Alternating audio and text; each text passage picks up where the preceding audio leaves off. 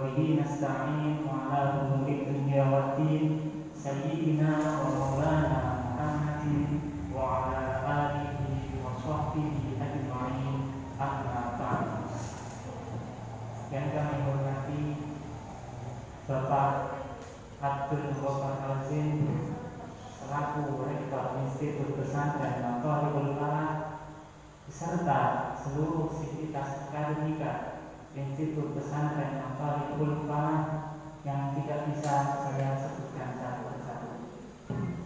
Kemudian yang saya hormati Bapak Kiai Haji Umar Faruk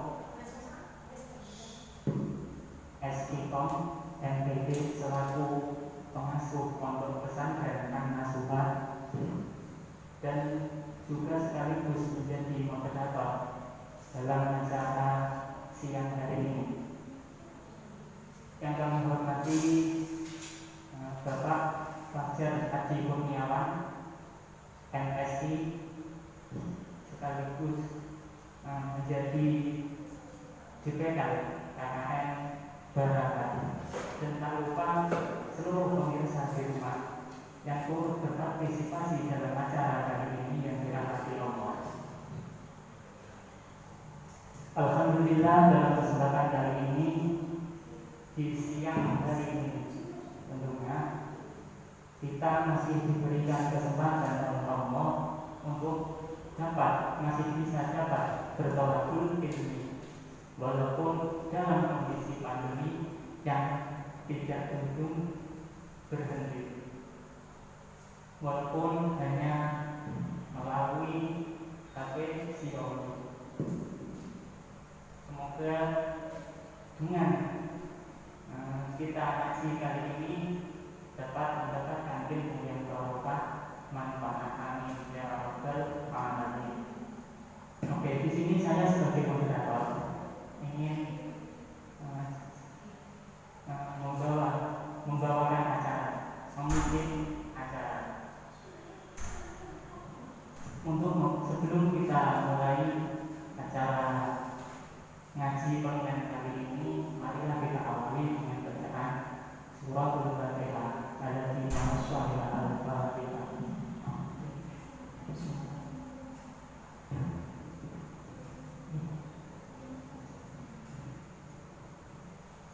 Oke, baik. Selanjutnya mengenai pandemi. Jika berbicara mengenai pandemi, kita menyadari bahwa pandemi COVID-19 di Indonesia belum juga usai sampai sekarang. Pemerintah masih menghimbau kepada masyarakat untuk mematuhi atau menaati protokol kesehatan, khususnya dalam anjuran cuci tangan. Dan tanpa kita sadari, budidaya cuci tangan itu sudah dilakukan oleh umat Islam, khususnya pada saat berwudu.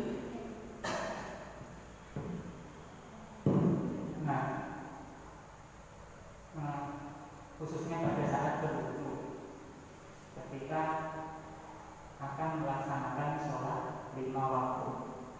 Namun kebanyakan dari kita itu hanya mengetahui bahwa wudu itu hanya digunakan untuk menghilangkan hadas kecil, sehingga kita bisa melaksanakan, sehingga sholat kita bisa diterima. Padahal dalam amalan wudu sendiri, dalam amalan wudu sendiri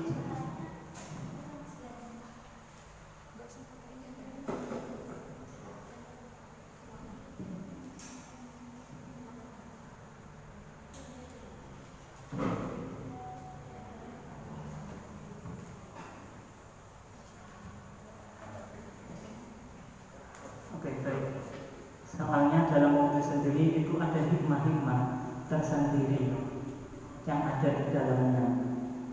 Mungkin untuk ngaji kali ini kita akan membahas tentang hikmah wudu di masa pandemi.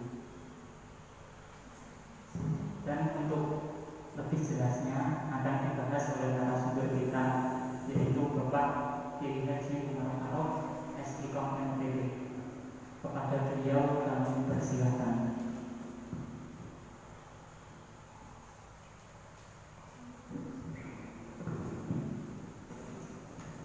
Assalamualaikum warahmatullahi wabarakatuh.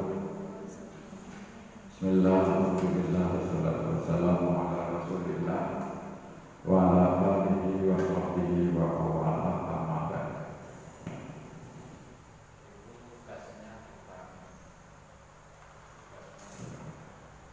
Yang kami hormati Rektor dan para wakil rektor Institut Pesantren Mahdhurul Falah, para pimpinan, para manajemen DPL kelompok KPN Barokah, dan saudara-saudara mahasiswa pesantren yang tergabung dalam Barokah.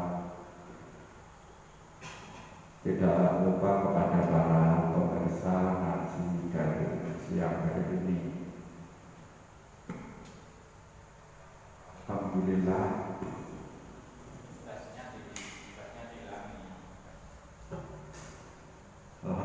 siang hari ini kita bisa menyelenggarakan ngaji daring dalam rangka program kegiatan kelompok KPN Barokah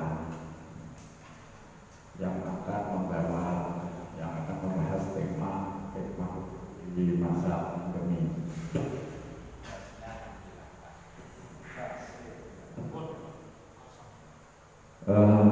Saudara-saudara sekalian dan para pemirsa, sebelum kita melanjutkan membahas tentang hikmah yang akan kita ulas, saya ingin memberi pengantar dulu tentang apa itu berwudu.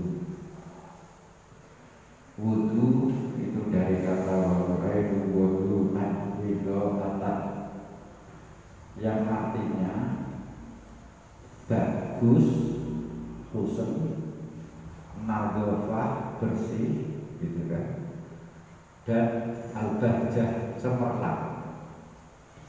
Jadi secara bahasa wudu itu memiliki arti baik, bersih, dan cemerlang. Segala sesuatu yang bersih, baik, dan cemerlang itu bisa disebut berwudu.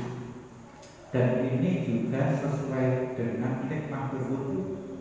Orang yang berwudu itu akan cenderung berperilaku baik, husn, akan bersih, nadhif, nadhafah, dan akan bahjah, cemerlang wajahnya.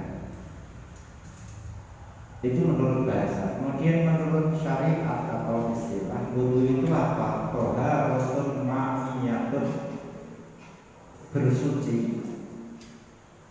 Ma'iyatun yang berbasis air, berarti bersuci yang menggunakan air. Bersuci menggunakan air ini berarti mengecualikan bersuci yang menggunakan alat bersuci yang lain, misalnya tayamum menggunakan debu, atau proses penyamanan kulit itu tidak berbasis air. Yang berbasis air itu adalah mandi dan wudu, ghusl dan wudu. Kata kunci berikutnya adalah ala aqdha'in mahsusah, kepada anggota tubuh tertentu, yakni wajah, tangan, kepala, dan kaki. Bisifatin mahsusah, dengan tata cara tertentu. Wajah dibasuh, tangan dibasuh, kepala diusap, kaki dibasuh, dan seterusnya. Jadi kata kunci berwudu definisinya adalah bersuci menggunakan air, anggota tertentu, cara tertentu. Kalau empat kata kunci ini dihilangkan, berarti sudah tidak berwudu lagi. Nah, Ini untuk sekedar tambah wawasan saja. Jadi perintah berwudu itu ada di ayat Quran, ya ayyuhalladzina amanu idza qumtum ila sholati faghsilu wujuhakum wa aydiyakum ilal marafiq wamsahu bi ru'usikum wa arjulakum ilal ka'bayn. Surat Al-Maidah. Wahai orang-orang yang beriman, jika kalian hendak melaksanakan salat, maka basuhlah wajah,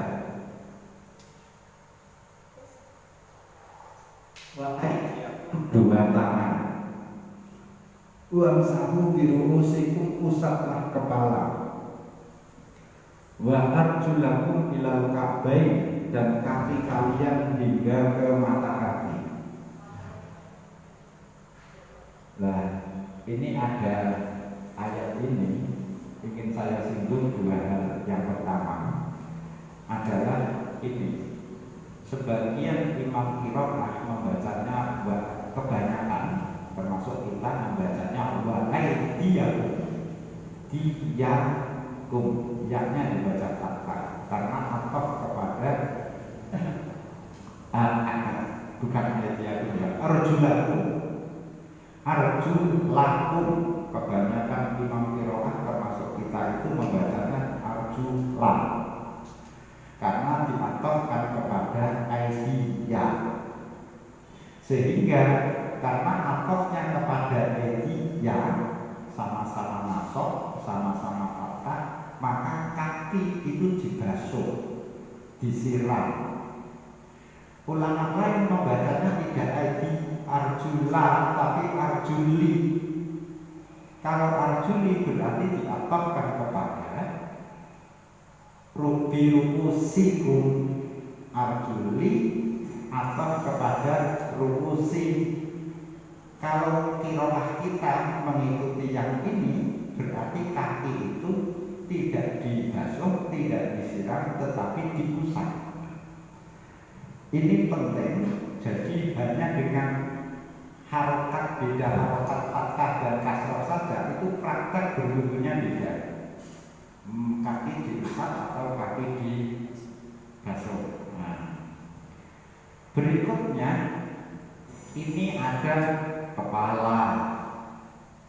Jangan kepala bunda lutut kaki ya.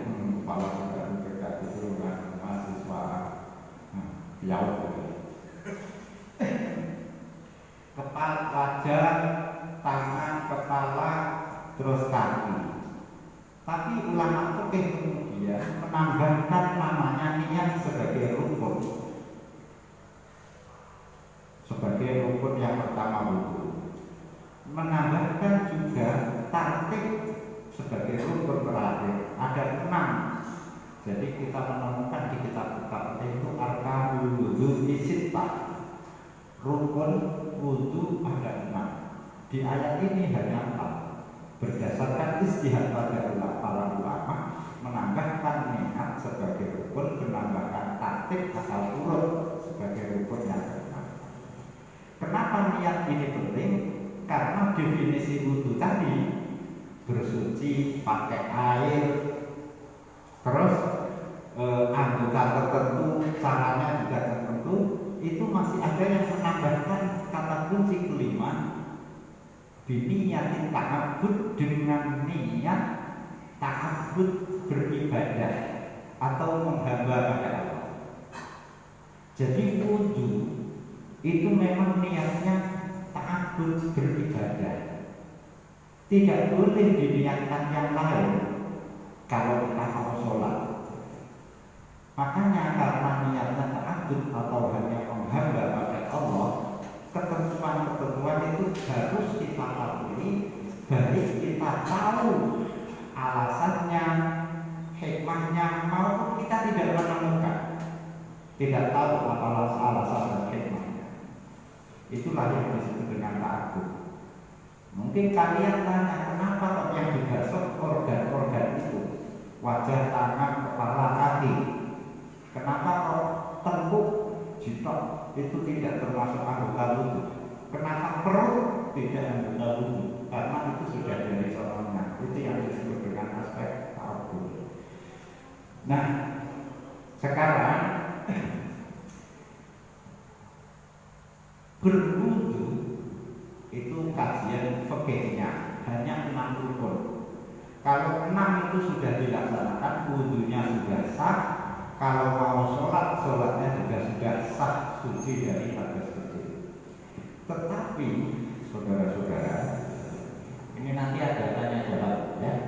Siapkan pertanyaan baik melalui Facebook maupun moderator, dan jangan plong-plong ya. Moderator aktif baca ada request pertanyaan di Facebook atau tidak. Dari niat tadi yang panjenengan jelaskan itu untuk pelaksanaannya itu ya nanti dijelaskan belum sesinya. Nanti ini saya akan membagi pembahasan ini pertama dari aspek syariah itu tadi fikihnya, yang kedua dari aspek hikmahnya gitu ya, yang ketiga terkait dengan pandeminya, virusnya ya, 3 itu. Jadi nanti 3 ini setiap aspek nanti saya hentikan jeda, silakan bertanya di aspek itu. Aspek syariah ya tanyakan syariah, aspek hikmah di hikmah, aspek pandeminya ya pandeminya. Nah, 6 rukun itu asalkan sudah kita laksanakan sudah sah wudunya. Tetapi Rasulullah Shallallahu Alaihi Wasallam itu pernah mengancam para sahabat yang wudunya asal-asalan. Jadi suatu saat Rasulullah, ini ada di hadis, ada di Sahih Bukhari, ada Sahih Muslim juga ada. Ya. Suatu hari ketika perjalanan pulang dari Mekah ke Madinah, jadi perjalanan dari Mekah ke Madinah ini Rasulullah dan para sahabat berarti sudah akhir-akhir masa kehidupan Rasulullah. Itu perjalanan pulang itu menemukan mata air. Terus kemudian sahabat-sahabat segera berwudu karena waktu asar juga sudah masuk. Nah, sayangnya sahabat-sahabat itu dilihat oleh Rasulullah wudunya tergesa-gesa. Wudune nek cara kene wudune kaya wudu apa? Manuk. Mak tutur-tutur gitu. Terus sampai Rasulullah menyaksikan ada tumit, ngerti tumit? Tungkak.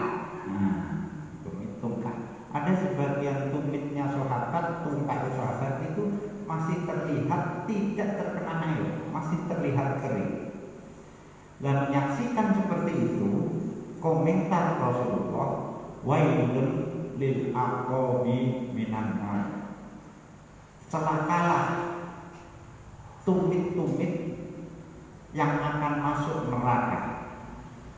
Karena apa? Tumitnya ketika berwudu tidak sempurna ketika dibasuh. Jadi ancamannya Rasulullah serius sampai menggunakan kata wailun. Wailun itu cilaka mencit kata para kiai-kiai kita. Cilaka istilaka ijih mencit bisa. Cilakane cilaka. Artinya apa? Wudu itu meskipun hanya rukunnya harus sangat pelit. Tapi kita sering bergurau begini, loh, kowe wis wudu. Wis lah kok sikutem ije, tanganan ije. Wudu kok tangannya ije. Lah memang wudu itu tangannya hilang. Wudu ya tangannya hilang. Sing dilokno kaget. Loh, kowe wis wudu wis. Ramen kok ije, mosok. Oh iya ya ra. Ya ten ije wudu tidak mau ora. Tiwas kaget. Artinya apa? Rasulullah sangat mewanti-wanti wudu sempurna. Asbihul wudu kata Imam Bukhari menambahkan hadis ini, di depannya ditambahi asbihul wudu, sempurnakanlah wudu kalian karena wailun lil aqabi minan nar, tumit itu akan masuk neraka karena wudunya tidak sempurna. Yang masuk neraka bukan tumitnya saja ya, tentu saja. Ya tekan sing duwe tungkak iku ya melu kabeh. Mosok kowe mlebu neraka sikilmu tok kan gak apa-apa. Nah, satu itu ancaman. Yang kedua Rasulullah juga menyampaikan apa? Inna ummati ya'tuna yaumal qiyamah muhajjalin min atharis sujud. Umatnya Nabi Muhammad itu besok hari kiamat itu akan punya ciri khusus yang tidak dimiliki oleh umat lain. Jadi umatnya Rasulullah Nabi Muhammad besok kan kita kumpul semua, mulai manusia pertama sampai manusia terakhir dikumpulkan. Tapi umatnya Muhammad itu akan kelihatan ciri-cirinya apa? Hurran muhajjalin min atharil wudhu, wajahnya cerah berseri-seri, demikian juga tangannya cerah berseri-seri. Kenapa min athar itu? Karena itu bekas dari berwudu. Oleh karena itu Rasulullah famanis toko aminkum an yutilla hurratahu falyaf'al, barang siapa di antara kalian kok bisa wudu sempurna, sempurnakan. Jadi kalau basuh wajah itu jangan ngepres wajah, dilebihkan dari batas wajah, diturai. Tangan jangan tetap diturai supaya apa? Hurran jadi amat itu begitu. Jadi apa hikmah hadis ini? Pertama adalah besok umat Muhammad, umat yang lain tidak, itu memiliki ciri tertentu. Indi isi umat Muhammad agar mencorong, itu umatku, indi mencorong gitu. Yang kedua, kita diperintahkan untuk berwudu secara sempurna. Nah, kalau kita membuka kitab-kitab fikih itu, ini sudah, kalau sempurna berarti tidak hanya rukunnya tetapi juga sunnah-sunnahnya. Ulama itu sampai pada kesimpulan sunnahnya wudu. Saya mau tanya, moderator ini tahu ngaji bab thaharah kan? Itu sunnahnya wudu apa saja? Ada berapa?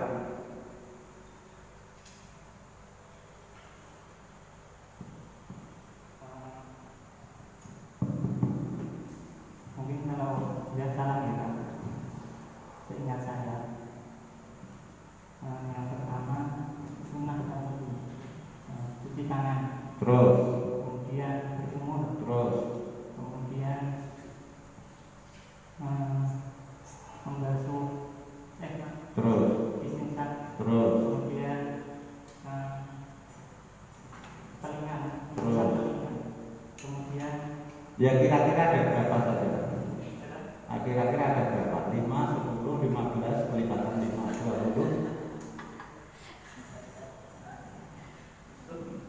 Soalnya itu kesunahan wudu itu agak aneh, karena para ulama itu menghitung banyak sekali, sampai ada ulama yang karena hitungannya sangat banyak, dia kesimpulannya sunnah wudu tidak terbatas. Sunnah wudu tidak terbatas. Wajah saja. Wajah itu pertama dimulai dari sisi atas, terus rata 3 kali digosok-gosok. Ketika ada ulama yang menambahkan, ketika membasuh wajah ada doanya sendiri, tangan ada doanya sendiri, diulangi 3 kali. Nah, itu baru wajah, belum tangan. Nanti juga tangan menyela-nyelani driji dan lain sebagainya, banyak sekali, termasuk menghadap kiblat, mencari tempat yang tidak terkena cipratan air, banyak sekali. Jangan minta tolong kepada orang, kalau minta tolong kepada orang ya orangnya di sebelah kanan dan lain sebagainya. Kesimpulannya saking banyaknya ada ulama yang menyimpulkan sunnah wudu tak terhingga. Menurut saya bisa tambahin sendiri. Itu misalnya apa? Berwudu di tempat yang lebih bersih, pokoknya aspek real konkret gitu, yang tidak ada kaitannya dengan urusan ta'abbud. Pokoknya semakin banyak kesunahan semakin. Nah, intinya apa?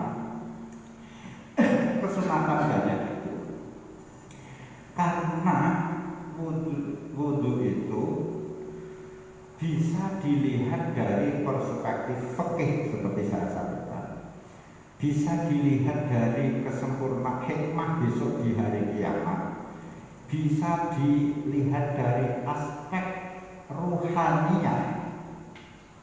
Kalian ini pernah kenal grup qasidah modern Bimbo apa tidak? Punya lagu namanya Wudu. Ku basuh wajahku, ku sucikan pikiranku, ku seduh hatiku, ku sucikan pendengaranku. Bimbo itu dengan api mengajarkan hikmah berwudu melalui lagu. Tapi yang gini-gini sekarang wallahu a'lam itu sebetulnya KKN itu menurut saya ide kreatif itu yang seperti ini. Jadi mengajarkan ini piau sama PGRI kali ngarang lagu isinya ajaran tentang kebaikan ibadah itu. Sekarang sudah langka itu. Sekarang setengahnya ganggu panturan masih bersama New Alaba. Nah, dari sisi spiritual berwudu itu misalnya wajah, tangan, kepala, telinga, kaki, itu semua organ kita. Hikmahnya apa? Wajah. Dengan membasuh wajah itu kita sebetulnya hikmah atau spiritual yang kita gali dari membasuh wajah itu tentu saja wajah bisa memandangnya supaya memandang dengan kebaikan. Hidung ada di wajah supaya hanya menghirup yang halal.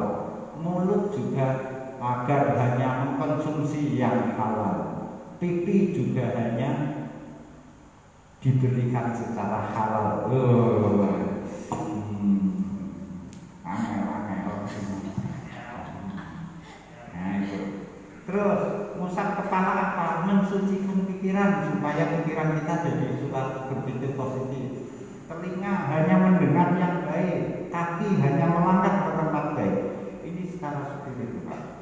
Masih ada aspek lagi yang mau kita bahas, wudu dari perspektif medis kesehatan. Itu nanti dibahas. Nah, ini saya tidak dulu, silakan saya kembalikan moderator kalau ada pertanyaan.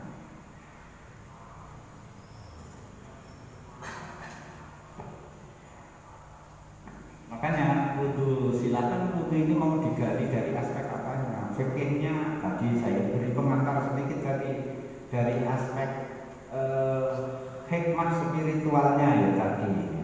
Dan nanti yang kesunatannya juga seperti tadi. Yang ini nanti akan dari aspek kesehatan. Silakan. Baik Pak, untuk pertanyaan dari kami itu ketika kita selesai wudhu, kemudian kita baru menyadari bahwa ternyata salah satu anggota yang kita basuh itu ada yang kurang sempurna. Itu apakah harus mengulang dari awal atau hanya bagian yang kurang sempurna saja? Iya. Ini aspek fikihnya berarti. Kalau orang wudu setelah wudunya selesai menyadari wudunya kurang sempurna. Kalau kurang sempurna tidak apa-apa. Berarti kan membasuh wajah sudah rata, sudah mungkin hanya sekali, sudah sah. Kalau tidak memenuhi syarat, tidak sempurna, urusan lain lagi. Kalau tidak sah, ya memang harus diulang. Nah, saya contohkan membasuh wajah itu tadi, itu setiap rukun ada syarat-syaratnya. Setiap rukun wudu 6 itu ada syarat supaya rukun itu sah. Niat misalnya, niat harus bersamaan dengan membasuh wajah. Wajah misalnya harus tanpa ada penghalang, ada bekas apa begitu yang menghalang air sampai ke kulit wajah. Harus rata. Ada bulu-bulu rambut misalnya, janggut, jenggot. Kalau laki-laki jenggotnya tipis, wajib disela-selani sampai terkena kulit. Tapi kalau laki-laki jenggotnya tebal seperti Osama bin Laden, itu tidak wajib nyela-nyelani. Tapi kalau perempuan jenggotnya tipis, ya nyela-nyelani. Jenggotnya mandul, nyela-nyelani. Cah itu jenggotnya itu wajib disela-selani. Nah, artinya apa? Setiap rukun mengandung syarat yang harus dipenuhi supaya rukun itu sah. Nah, sekarang terjadi kasus sudah putus, sudah selesai, tapi ternyata belakangan baru tahu ternyata di tangan ini misalnya ada bekas cat yang menghalangi air sampai ke kulit. Maka kalau sudah sholat misalnya, apa konsekuensinya? Dia sholatnya tidak sah karena wudunya tidak sah. Dan bagaimana? Dia mengulang. Kenapa? Di bidang ibadah itu ada namanya kaidah yang harus memenuhi 2 unsur. Pertama, dzannul kalaf, 2 hakikatul amri. Ini ilmu usul fikih. Jadi ibadah itu supaya sah harus memenuhi 2 unsur ini. Pertama, keyakinan kita ibadah itu sudah sah. Jadi ketika wudu kita harus yakin wudunya tidak sah. Kalau kita sendiri ragu tidak yakin ya tidak sah. Yang kedua, hakikatul amri, kenyataannya memang wudunya sudah sah. Kalau kita yakin wudunya sudah sah tapi kenyataannya belum sah, maka wudunya tidak sah karena tidak memenuhi 2 unsur. Ini berbeda dengan muamalah. Di bidang muamalah itu hanya dibutuhkan 1 syarat, apa? Hakikatul amri. Contohnya misalnya kita membeli barang, ya, kita anggap barang ini kita anggap barang ini barang yang najis, tidak sah dijual belikan. Setelah kita beli, ternyata bukan barang najis, berarti hakikatul amri dia suci, berarti sah meskipun prasangka kita semula bukan barang suci yang tidak sah dijual belikan. Ini bedanya antara ibadah dan muamalah. Kalau ibadah harus ada 2 unsur terpenuhi, yang muamalah hanya 1. Jadi untuk kasus tadi wudunya diulang. Kalau sudah kadung sholatnya juga diulang. Makanya kata Rasulullah, wailun lil aqabi minan nar. Soalnya wudu tidak sah dipakai untuk sholatnya tidak sah, dipakai untuk baca ibadah yang lain juga tidak sah, yang menuntut suci nanti. Tuh.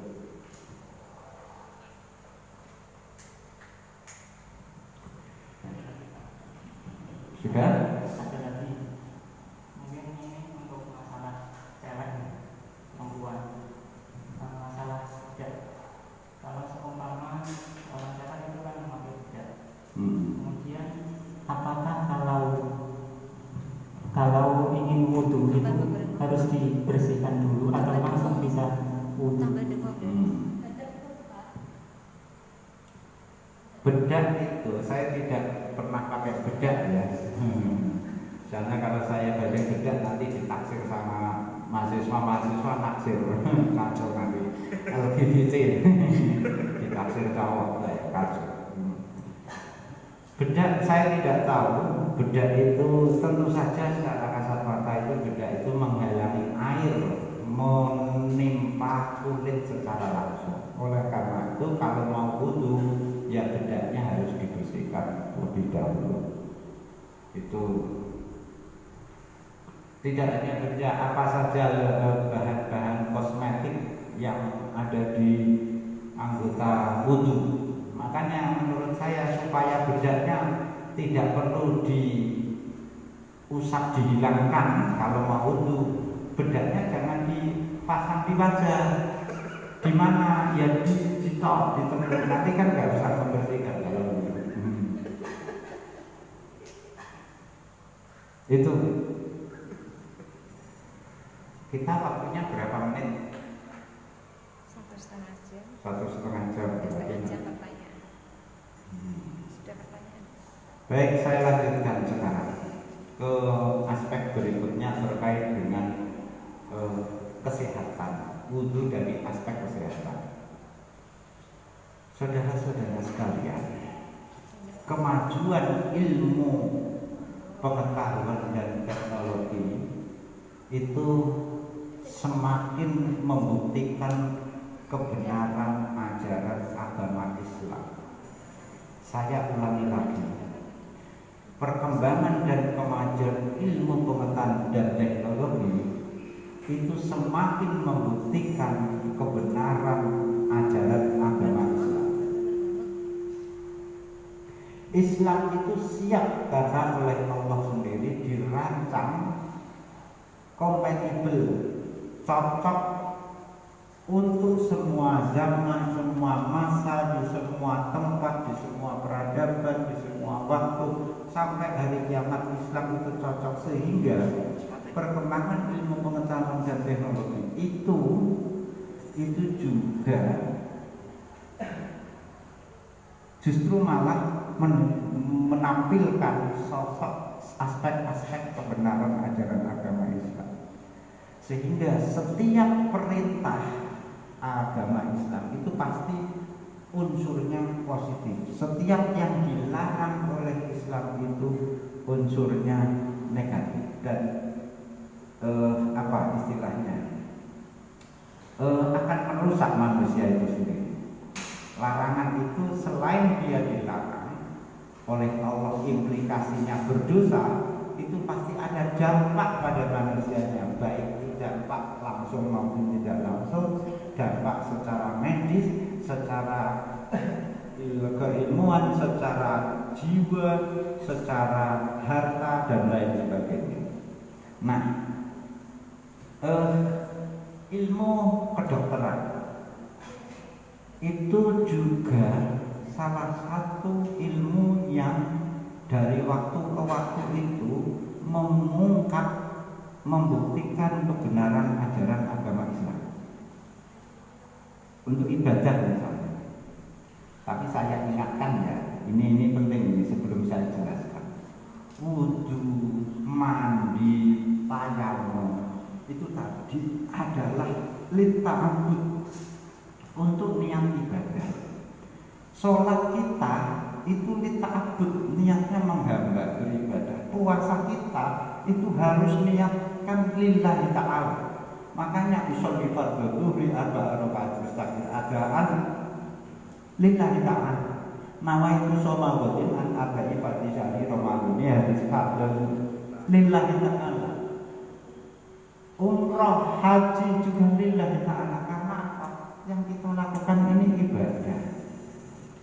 Kalau ibadah ini diniatkan yang lain, saya mau sehatlah, makanya saya puasa. Tidak lillahi ta'ala, nawaitu shoma wadin an arba'in lisihati badani, tidak sah. Usolli fardhu dhuhri, karena sholat itu olahraga ya, badannya bergerak. Nisihatil badani, tidak sah. Puasa, nawaitu shomaruddin nisihatil jasadi, litajmilil wajib, untuk mempercantik wajah. Orang puasa diniati mempercantik, tidak sah, karena itu mau semua ibadah. Tetapi seperti saya sampaikan tadi, semua yang diperintahkan termasuk ibadah itu ada efek positifnya masing-masing. Nah, efek ini tidak boleh diniatkan mengalahkan niat ibadah. Saya ulang, sholat itu lillahi ta'ala, puasa lillahi ta'ala, zakat lillahi ta'ala, haji lillahi ta'ala, sedekah lillahi ta'ala. Kok diniatkan selain lillahi ta'ala? Tidak sah itu semua. Meskipun niat-niat itu juga akan tercapai ketika ibadah itu dilakukan. Puasa, kita puasa harus niat patuh lillahi ta'ala. Tidak boleh puasa diniatkan untuk biar awet muda. Puasa itu awet muda ya. Kalau asik diet. Ya, diet syar'i. Puasa diet syar'i. Nah, artinya apa? Biarkan hikmah-hikmah itu akan kita raih tanpa menjadi tujuan utama. Nah, itu tujuan utama lillahi ta'ala beribadah. Begitu juga medis. Sekarang kita bicara medis. Nah, dunia medis selain dunia ilmu pengetahuan alam ya, fakta fenomena alam itu juga sudah semakin hari semakin banyak ditemukan pernyataan tentang Al-Quran yang membenarkan peristiwa yang membenarkan pernyataan Al-Quran. Nah, terkait dengan dunia kesehatan, dunia kedokteran medis. Jadi pernah ada penelitian di London itu, penelitiannya di Iskandaria di Mesir itu ada temuan-temuan bahwa mencuci tangan secara rutin dapat melindungi tubuh dari penyebaran virus yang menyerang pernapasan. Ini kalau mau mukjizatul ibadah fisihah, gitu ya. Mukjizat ibadah dari aspek kesehatan. Itu ditulis oleh Jamal Al-Zaki. Itu ada buku judulnya seperti itu. Itu menyatakan bahwa terkait dengan wudu ada sunnah yang tadi disebutkan bergumur cuci tangan. Jadi cuci tangan secara rutin itu melindungi tubuh dari penyebaran virus kuman yang mungkin nempel di tangan. Makanya kalian itu cuci tangannya seperti apa sih? Jarang saya melihat orang berwudu ketika mencuci tangan itu sempurna. Kalau sempurna, karena apa? Dia menganggapnya itu sunnah ya. Jadi asal sudah cuci tangan gitu. Tidak, cuci telapak tangan gitu ya. Kalau bahasa pikirnya telapak tangan. Kalau dilakukan secara sempurna itu mirip identik dengan cuci tangan pakai sabun. Nah, umat Islam itu minimal wudunya 5 kali dalam sehari semalam kalau mau sholat. Jadi virus kuman mau nempel itu sudah hilang karena mau sholat. Setelah sholat ketempelan mau sholat sudah dicuci lagi tangannya. Jadi siklus seperti itu menghindarkan orang terkena virus yang nempel di tangan. Tapi tentu saja ini rutin, tidak ada artinya kita itu cuci tangan hanya sekali kok antivirus. Semua ini itu banyak. Sama dengan puasa. Kalau baju puasa 1 Ramadan saja, itu saja kalau sahur itu wis buka kadang offset berarti. Ini tidak niat puasa, ini niat menunda makan saja. Itu tidak mengendalikan. Baru puasa 1 Ramadan, you masih belum bisa mengendalikan nafsu. Inna sholata tanha fahsya'i wal munkar. Sholat itu mencegah perbuatan keji dan munkar. Nah, sholatmu itu apa wis bener wis sempurna. Makanya kita itu sholat sekian lama tapi ijih munkar, ijih fahsya, karena kualitas sholat dan volume sholatnya kita tidak rajin. Nah, demikian juga virus itu tidak dengan wudu membasuh, mencuci tangan secara sempurna sekali 2 kali. Nah, yang seperti ini itu juga dikonfirmasi oleh penelitian lapangan. Misalnya menghirup, ini kan tangan menghirup, jadi tangan dicuci, ya, disela-selani juga, digosok-gosok, terus kemudian berkumur 3 kali sampai langit-langit, sampai busi, sampai alit bersih. Ini kan kode karo sikatan, tidak ada sisa-sisa makanan, selilit-selilit hilang sama.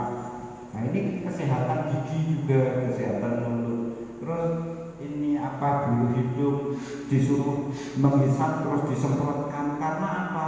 Itu artinya dibersihkan, dikoloki terus, tidak ada kuman yang hinggap di situ. Nah, jadi selain secara teoritis itu sehat secara medis, juga dikonfirmasi itu dicocokkan dengan fakta penelitian lapangan. Fakta penelitian lapangan itu ditemukan ini di 5.000 penderita diabetes. Peneliti menemukan bakteri dan jamur pada hidung orang yang jarang atau tidak suka berwudu.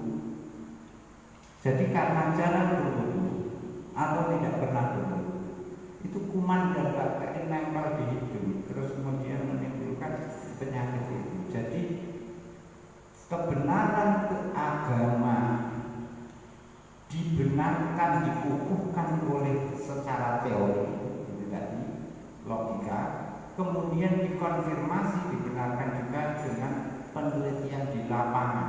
Itu berarti kebenaran ini kokoh, punya landasan apa, religius, punya basis religius, punya basis logis, logika, dan punya basis empirik, nyata, tidak nyata di lapangan. Jadi mulai cuci tangan, tidak hanya tangan, mulut bareng, hidung bareng. Kita ini hari ini dianjurkan cuci tangan pakai sabun, itu kan karena corona saja. Nanti suatu saat atau sudah pernah terjadi, itu virus yang nempelnya tidak di tangan terus ini, tapi nanti ternyata solusinya adalah cuci mulut, berkumur, kumur, sakit gigi misalnya. Gosok gigi kan soalnya nggak tahu sikatan, terus gak sikatan gak tahu kamu gitu. Mungkin menurut saya kita tidak gosok gigi, tapi gosok gigi sudah disyariatkan, ya, siwak namanya, sudah sangat sunah muakkad, malah hampir wajib itu kalau gosok gigi itu. Seandainya itu tidak ada, mungkin berkumur itu, berkumur penggantian. Nah, saya simpulkan tadi bahwa praktek-praktek ibadah termasuk bersuci itu adalah ibadah. Tidak boleh diniatkan selain ibadah. Kalau diniatkan selain ibadah, maka berwudu, mandi, itu sholatnya nanti sah. Kalau diniatkan yang lain, bersih-bersih, sholatnya tidak sah. Tapi ya memang dapat hikmahnya. Seperti halnya kita siang-siang panas mandi, hanya mandi saja tidak diniati ibadah, yo keramas barang, muah ngetekno sampo sak botol, tapi niatnya supaya sejuk, segar saja, tidak diniati hadas, menghilangkan hadas besar. Ya hadas besarnya tidak hilang, karena ibadah memang harus ibadah, tapi kita akan memetik hikmah dari ibadah kita itu dari berbagai sisi. Terutama yang sedang kita bicarakan adalah sisi kesehatan. Dengan ibadah yang sempurna, ya, ibadah bersuci yang sempurna, kita bisa menjaga kesehatan. Tetapi, karena Islam itu juga tidak menolak ilmu pengetahuan, kalau dianjurkan hari ini pakai sabun, ya pakai sabun. sabun gini, karena sabun itu bisa dipuji secara empirik untuk membasmi kuman atau virus. Tapi berwudu cuci tangan saja belum terbukti. Jadi kita itu harus berpikir ganda, berpikir menggunakan akidah dan berpikir menggunakan ilmu pengetahuan. Maksudnya menggunakan akidah bagaimana berpikirnya kita. Ini ikhtiar kita berwudu secara sempurna. Barangkali dengan ini itu kita terhindar dari virus. Karena semua Allah yang menentukan. Karena kesehatan, tapi ini tidak bisa dibuktikan. Menghindarkan, menyehatkan ini tidak bisa dibuktikan. Lah, empiris yang menemukan yang bisa dibuktikan itu cucinya pakai sabun. Nah, sabun ini yang kita percaya itu, kita gunakan itu sebagai bagian kita menggunakan ilmu pengetahuan dalam kehidupan kita. Jadi jangan dipertentangkan antara ilmu kan barangkali fakta memang semua terserah Allah. Nah, ini puncak tauhid itu di sini. Orang yang sudah rutin bersuci secara sempurna bisa terkena virus. Orang yang sudah pakai sabun, sudah jaga jarak, sudah masker, itu juga bisa terkena virus. Artinya apa? Ya semua kembali kepada Allah. Gitu. Karena kita oleh Allah diberi akal, diberi wahyu, ilmu pengetahuan itu gunakan. Allah menghendaki kita menggunakan ilmu pengetahuan. Allah tidak menghendaki wis karepku kowe arep sembahyang tak lebono neraka tak karepku. Kowe arep ora kuliah tak pinterno tak karepku. Allah ternyata tidak memilih.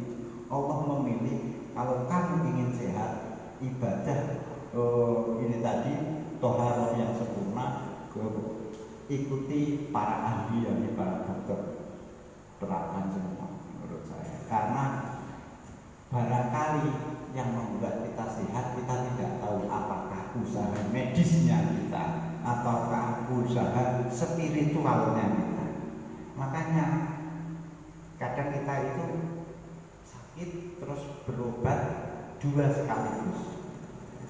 Pertama ya berobat secara medis, yang kedua berobat secara operatif asalkan tidak berbenturan masing-masing. Dan yang ketiga malah berdoa. Kita tidak tahu yang membuat kita sembuh ini doanya kita apa obatnya kita. Saya mau tanya, yang membuat kalian sembuh itu obat yang kalian konsumsi apa karena doa kalian dikabulkan Allah? Tidak tahu. Obat itu ya sebab, doa itu ya sebab, kuncinya di Allah. Gitu. Tapi Allah menyuruh kita berobat, Allah kita menyuruh kita berdoa, jalani semua.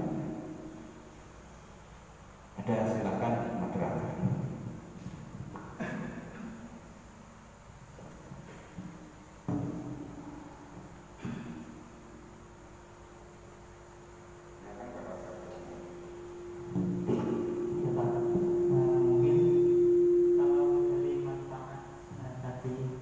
Masing-masing basuhan atau batinan yang kita basuh ketika wudhu itu dari nanti kita pengisian kaki itu apa? Dari sisi medis. Ya, baik, terima kasih. Jadi praktek berwudu saya sebut ada wudu minimalis, yakni yang hanya rukunnya saja. Kowe takkan kalian tak suruh praktekkan wudu minimalis, berarti piye? Rukunnya saja. Rukunnya saja harus bagaimana? Pegang air, wajah, satu, tangan, kepala, satu kali, kaki. Itu wudu minimalis. Wudu maksimalis, bagaimana? Nanti pasti ada yang kelewatan. Gitu. Karena mulai dari satu menghadap ke kiblat, ambil posisi, cari tempat yang tidak terkena cipratan. Jadi posisi keran ada di mana? Sebelah kanan, misalnya. Jangan menggunakan batu kalau nanti hidup di bak mandi bagaimana. Terus sebelum berwudu ada doanya. Pokoknya itu setengah jam. Wudunya saja. Lah itu semua mengandung hikmah-hikmah. Lah secara medis telinga ini yang contoh ini saja sederhana. Ini logika pasaran awam saja ya, logika awam saja. Coba kalian itu kalau di telinga itu mengusap, bukan membasuh. Makanya tidak disunahkan dibasuh. Berarti dia ngebiur banyak. Itu mencelakakan itu. Malah katanya disok ini terus kedua. Oh iso. Nah, itu diusap. Lah, mengusapnya itu juga ada caranya. Caranya itu sejalan dengan cara membersihkan telinga secara medis. Jadi, driji telunjuk kita dimasukkan, jari jempol kita di luar dan digosok-gosok. Setiap lipatan-lipatan telinga ini dibersihkan. Orang formalitas saja. Ya untuk ganjaran, kok gak untuk kesehatan. Kalau hanya formalitas ibadah, kita dapat ganjaran, tidak dapat kesehatan. Nah, ini sudah seperti itu. Kaki juga. Membasuh kaki, nyelan-nyelani. Jari satu-satu. Itu. Bagaimana orang bisa sakit kaki kena kuman kalau ya wudu saja dibersihkan seperti itu? Ya tak mungkin sakit lah itu. Kak kober kumannya mau nyerang sudah dibersihkan. Tuh kaki, telinga juga demikian. Intinya itu tadi, semakin sempurna kita bersuci, maka semakin terjamin kebersihan dan kesehatan kita terhindar dari macam penyakit, baik itu ditimbulkan oleh virus, kuman maupun bakteri, karena masing-masing beda-beda ya, antara virus, kuman dan punya karakter berbeda. Nah, saudara kita yang hari ini marak itu virus, bakteri apa kuman itu? Corona itu kategori virus, kuman apa bakteri? Apa baksil? Virus itu. Nah, karakter berbeda dengan kuman, baksil dan lain sebagainya.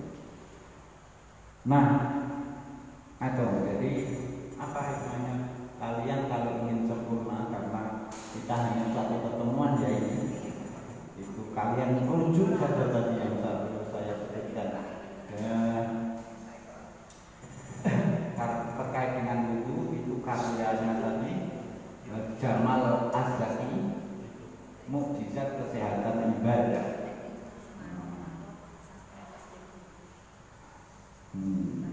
Kalau terkait wudu, terkait sholat ada lagi, ya, ada lagi. Pokoknya kalian ini, tapi saya sarankan ya tadi ya, kita kembali bahwa ini semua ibadah. Jangan seperti konyol-konyol tadi. Kamu kok puasa kena apa? Kan biar awet muda. Kamu kok puasa diet syar'i? Tidak sah itu puasanya. Puasa ya lillahi ta'ala, wudu lillahi ta'ala, sholat lillahi ta'ala, zakat, haji lillahi ta'ala.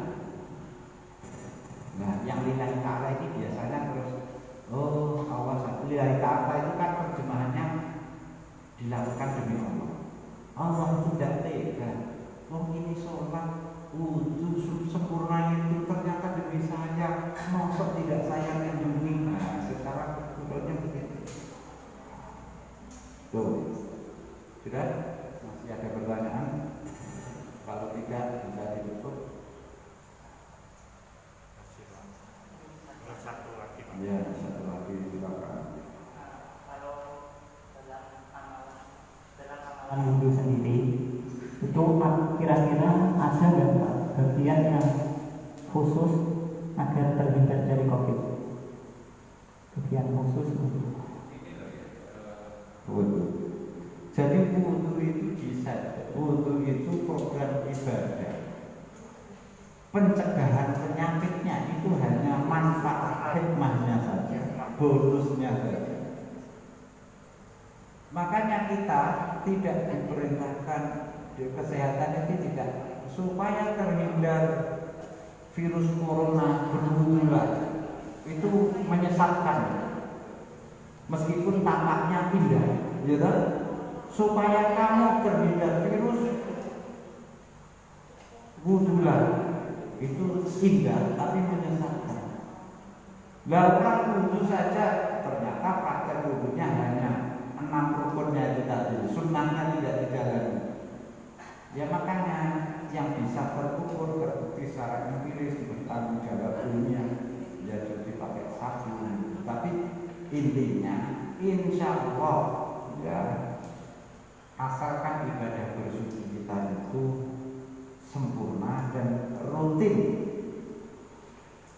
Kamu pakai cuci tangan pakai sabun tapi seminggu sekali, kira-kira potensi kena virus besar apa kecil? Besar. Lupa kan saya sudah cuci tangan, sudah pakai masker. Lah pakai maskernya di mana? Ya waktu ada saja, waktu ada naik sepeda motor, ketemu teman semua dilepas, saya lepas. Istiqomah itu yang menurut saya istiqomah itu jadi kata kunci. Sebagaimana kita protokol kesehatan juga konsisten menerapkan. Nah, konsisten itu istiqomah.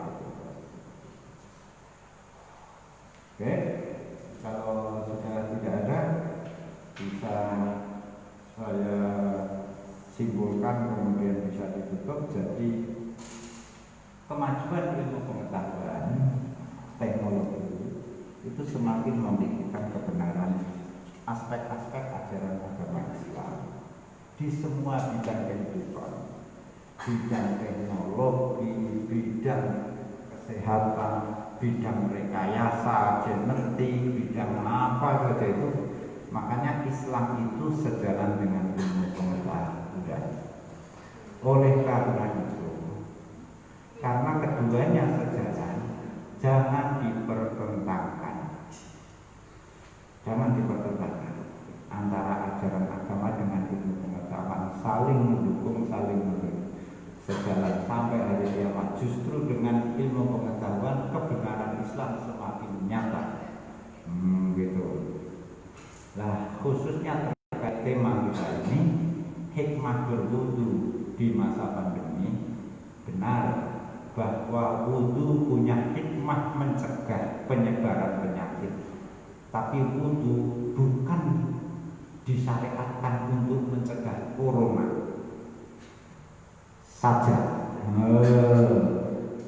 Wudu itu ibadah yang Allah, yang jika kita lakukan sempurna, Allah akan memberikan kesehatan bagi kita secara sempurna. Untuk yang itu normatif, yang praktis mencegah penyebaran virus, ya lakukan protokol kesehatan. Itu. Yang terakhir, ibadah bersuci itu baru ada efeknya kalau dilakukan secara istiqomah, secara konsisten. Demikian juga protokol kesehatan melindungi kita kalau kita konsisten. Seperti saya katakan. Itu saja dari saya, kurang lebih. Kalau ada, semoga bermanfaat. Kalau ada baik benar itu dari Allah. Kalau ada kurang dan salah itu salah. Assalamualaikum warahmatullahi wabarakatuh.